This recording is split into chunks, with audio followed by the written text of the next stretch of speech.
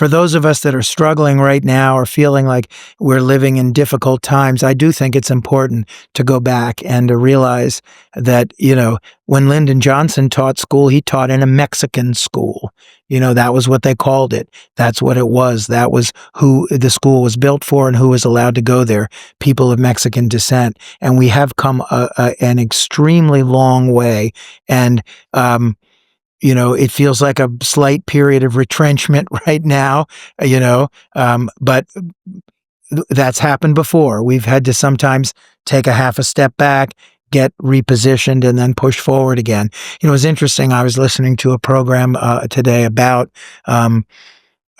using race in college admissions and how, since the Supreme Court has prohibited that, schools have started to think differently and to start to think more about class and looking also at, a kid that struggles in a school that maybe doesn't make the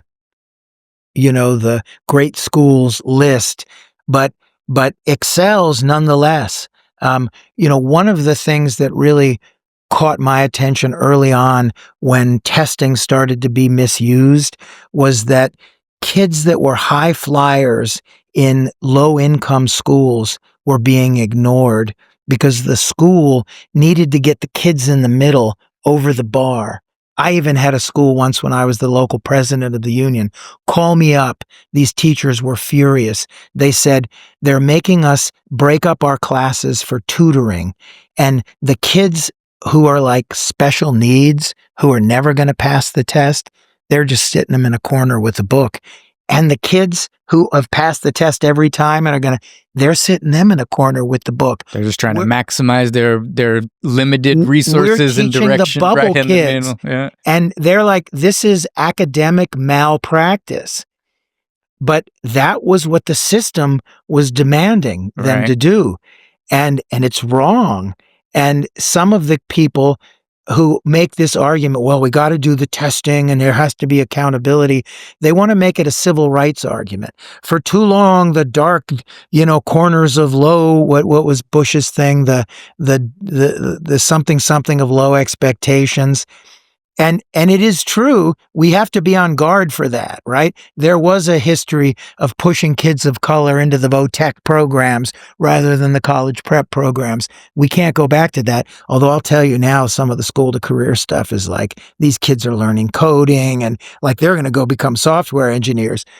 But many of the kids who have been the most hurt by this are high achieving, low income kids who go to schools where they just get fed a meager diet of, pass the test when what they should be given is so much richer. Yeah. No, there's a whole world for them that's not being tapped, or a world of potential that's not being tapped, right? Just because there's not the resources to try to tap those that are looking to excel.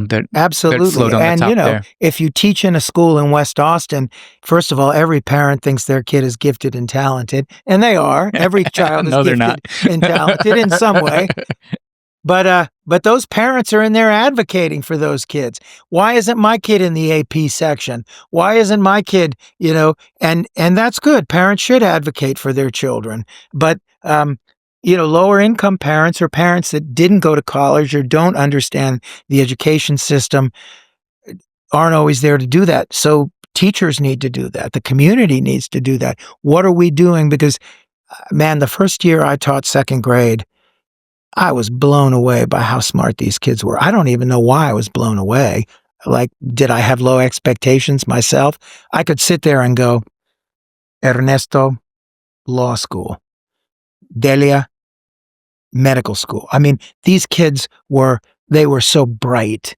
They were so listos, ready, eager to learn. And a lot of them were like, I taught second grade. I mean, like I would do cleanup on reading for kids that had struggled in first grade, but I'd have kids like plowing through chapter books. They were way better readers than I was when I was 7. And I'm like, these are kids going places, but the whole system needs to be saying that. Right. And meeting those kids where they are, not saying, well, we're going to judge your school on one score. And so we really need to put all our eggs in the basket of mediocrity and none in the basket of of extreme achievement. Yeah, it's a paradigm shift, right? It's we need a new way of looking at it, truly.